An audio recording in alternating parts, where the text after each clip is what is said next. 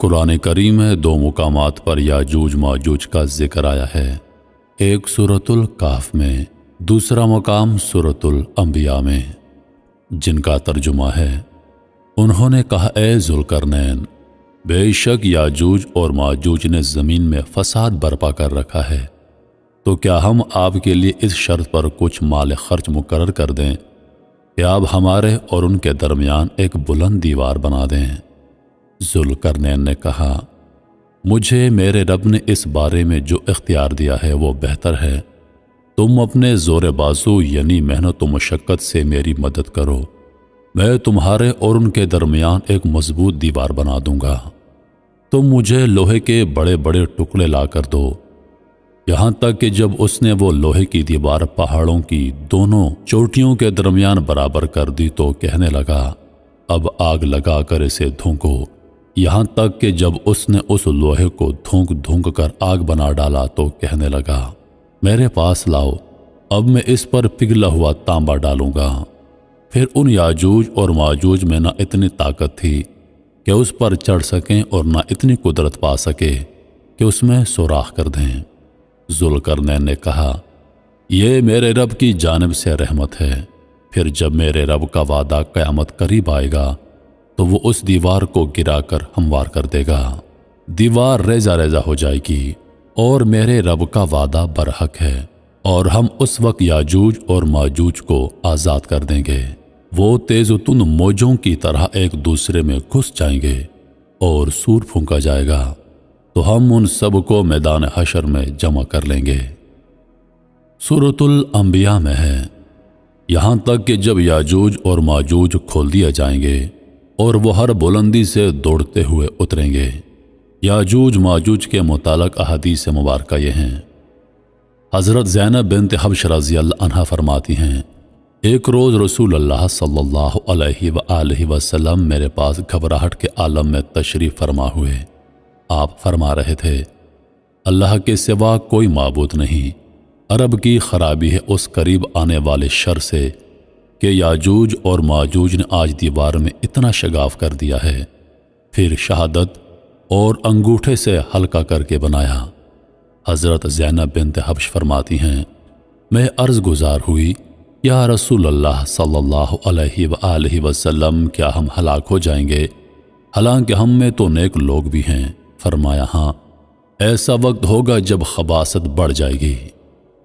اللہ تعالیٰ نے قرآن مجید میں بعض قوموں کا تذکرہ ان کے ناموں کے ساتھ اور بعض کو ان میں معبوس ہونے والے انبیاء اور رسول کے ناموں سے منسوب کر کے پکارا ہے۔ ان میں اکثر و بیشتر اقوام ہلاک کر دی گئی ہیں اور کچھ ہیں جو باقی ہیں۔ نسل انسانی میں سے ہی یاجوج ماجوج بھی ہیں۔ قرآن کریم میں اس قوم کی خصوصیات نیز ان کا قریب قیامت تک دنیا میں موجود رہنا وضاحت کے ساتھ بیان کیا گیا ہے۔ اس کے باوجود یاجوج اور ماجوج کی شناخت کا معاملہ مشتبہ رہا۔ اس کی بڑی وجہ یہ ہے کہ انہیں عجیب الخلقت سمجھا گیا، حالانکہ یہ نسل انسانی میں سے ہی ہیں۔ یاجوج اور ماجوج کے موضوع پر علماء دین کی چند تحقیقات ایک خاص ترتیب کے ساتھ یہاں پیش کی جا رہی ہیں، اس مقصد کی خاطر کہ ان کی پہچان میں شبہ باقی نہ رہے۔ قرآن مجید میں سورۃ الکہف میں ذوالقرنین کا تذکرہ ہے۔ اکثر مفسرین اس بات پر متفق ہیں کہ یہ شخصیت شہنشاہ کوروش یعنی سائرس اعظم کی ہے، جس نے 559 قبل از مسیح میں ایران پر حکومت کی تھی۔ اس کی شخصیت ہر طرح کے شاہی اوصاف اور حکیمانہ فضائل کا ایک عمدہ نمونہ تھی۔ 7ویں صدی قبل از مسیح میں قبیلہ کلدانی تخت بابل پر قابض ہوا۔ اس دوران کلدانی بادشاہ بخت نصر نے 1889 قبل از مسیح میں یروشلم پر حملہ کر کے اسے تخت و تاراج کر دیا اور یہودیوں کو غلام بنا کر بابل لے گیا۔ حزقی ایل بنی بھی ان یہودیوں کے ساتھ گرفتار ہو کر بابل لائے گئے۔ آخرکار ایران کے شہنشاہ کوروش سائرس اعظم نے 539 قبل از مسیح میں بابل پر قبضہ کر لیا، یہود کو واپس یروشلم لے جا کر بسایا اور ہیکل سلیمانی کی دوبارہ تعمیر کروائی۔ اس وجہ سے سائرس کو یہودی نجات دہندہ خدا کا مسیح اور خدا کا چرواہا مانتے ہیں۔ حضور علیہ الصلوۃ والسلام سے مشرکین عرب نے اصحاب کہف اور ذوالقرنین سے متعلق جو پوچھا تھا، جو استفسار کیا تھا، وہ یہود کی تلقین پر کیا تھا۔ اللہ تعالیٰ نے قرآن مجید میں یاجوج اور ماجوج کا تذکرہ سورۃ الکہف میں اور سورۃ الانبیاء کی چند آیات میں کیا ہے، جن کا ترجمہ بیان کر دیا گیا ہے۔ قرآن مجید میں ذوالقرنین کی 3 فوجی مہموں کا تذکرہ ہے۔ پہلی مہم میں وہ مغرب کی جانب ملک پر مکمل فتح کرتا ہوا خشکی کے آخری سرے تک پہنچ گیا، جس کے آگے سمندر تھا۔ اس طرح اس مہم میں بحر اسود تک تمام اشیاء کوچک اس کے زیر اثر آ گیا۔ دوسری مہم میں مشرق بعید کے بعض وحشی اور صحرا نشین قبائل نے سرکشی اور بغاوت کی۔ یہ وہ علاقہ ہے جو آج کل مکران کہلاتا ہے۔ اس مہم میں بھی اسے کامیابی حاصل ہوئی۔ تیسری مہم ایران کے شمال کی جانب پیش آئی۔ اس مہم میں وہ بحر کاسپین، بحر خزر کو دہنی جانب چھوڑتا ہوا کاکیشیا کے پہاڑی سلسلے تک پہنچتا ہے۔ انہی پہاڑوں میں اس کو ایک درہ ملتا ہے جو 2 پہاڑوں کے درمیان پھاٹک کی طرح نظر آتا ہے۔ اس مقام پر جب وہ پہنچتا ہے تو ایک قوم نے اس سے یاجوج اور ماجوج قبائل سے تاراج ہونے کی شکایت کی کہ وہ اس درے سے نکل کر ہم کو تباہ و برباد کر ڈالتے ہیں۔ چنانچہ سائرس یعنی ذوالقرنین نے لوہا اور تانبا استعمال کر کے اس پھاٹک کو بند کر دیا اور دھات کی ایک دیوار تعمیر کر دی۔ یہ سیتھین قوم کے سرحدی حملے تھے جن کی روک تھام کے لیے سائرس نے خاص انتظامات کیے تھے۔ یہ سیتھین قبائل ہی یاجوج اور ماجوج کے نام سے جانے جاتے تھے، جو قریب کی آبادیوں کو تخت و تاراج کرتے تھے۔ اکثر مفسرین نے یاجوج اور ماجوج کی شناخت میں بہت کچھ بیان کیا ہے۔ اس میں سے کچھ اس طرح ہے: یاجوج ماجوج دراصل ایشیا کے شمالی مشرقی علاقے کی وہ قومیں ہیں جو قدیم زمانے سے متمدن ممالک پر غارت گرانہ حملہ کرتی رہی ہیں اور جن کے یلغار کا رخ ایشیا اور یورپ کی طرف رہا ہے۔ بائبل کی کتاب پیدائش باب 10 میں ان کو حضرت نوح علیہ السلام کے بیٹے یافس کی نسل میں شمار کیا گیا ہے، اور یہی بیان مسلمان مورخین کا بھی ہے۔ حزقییل کے صحیفے میں ان کا علاقہ روس اور توبل موجودہ توبالسک اور مسک موجودہ موس کو بتایا گیا ہے۔ اسرائیلی مورخ یوسفوس ان سے مراد سیتھین قوم لیتا ہے جن کا علاقہ بحر اسود کے شمال اور مشرق میں واقع ہے۔ جیروم کے بیان کے مطابق یاجوج ماجوج کا کیشا کے شمال میں بحر خزر کے قریب آباد تھے۔ البہقی رحمۃ اللہ علیہ کی کتاب الباس کے حوالے سے مشہور صحابی ابن عمر رضی اللہ عنہ کی ایک روایت تفسیر کی کتابوں میں پائی جاتی ہے، جس میں حضرت ابن عمر رضی اللہ عنہ فرماتے ہیں کہ میں نے رسول اللہ سے سنا ہے، یعنی یاجوج اور ماجوج کے پیچھے 3 قومیں ہیں: تاویل، تالس، منسک۔ امام بہقی رحمۃ اللہ علیہ کے علاوہ امام سیوطی رحمۃ اللہ علیہ نے لکھا ہے کہ طبرانی ابن المنذر وغیرہ حدیث کے 4 درجے کی کتابوں میں بھی یہی روایات پائی جاتی ہیں۔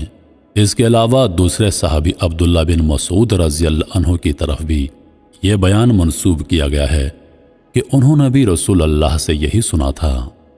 قرآن مجید میں یاجوج اور ماجوج سے متعلق بیان کردہ تذکرے کی روشنی میں مولانا مناظر احسن گیلانی رحمۃ اللہ علیہ نے ان کی زندگی کے 4 دور گنائے ہیں۔ پہلے دور میں ان کی قومی خصوصیت جو قرآن نے بیان کی ہے وہ زمین میں فساد پیدا کرنے کی ہے۔ دوسرا دور، اس دور میں ذوالقرنین کی دیوار تعمیر ہو جانے کے بعد وہ جب غیروں سے مایوس ہو گئے تو آپس میں لڑتے پھرتے اور باہم دست و گریباں ہوتے رہے۔ تیسرا دور، اس دور کا تذکرہ سورۃ الانبیاء کی آیت نمبر 95 میں کیا گیا ہے، یعنی یہاں تک کہ جب کھول دیے جائیں گے اور وہ ہر ڈھلان سے تیزی کے ساتھ نکلیں گے۔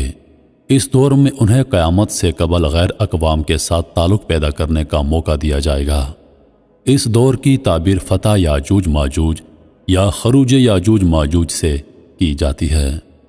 چوتھا دور، اس دور کا تذکرہ سورۃ الکہف کی آیت نمبر 99 پھونک دیا جائے گا سور، پھر ہم ان کو یعنی یاجوج اور ماجوج کو اچھی طرح سمیٹ لیں گے۔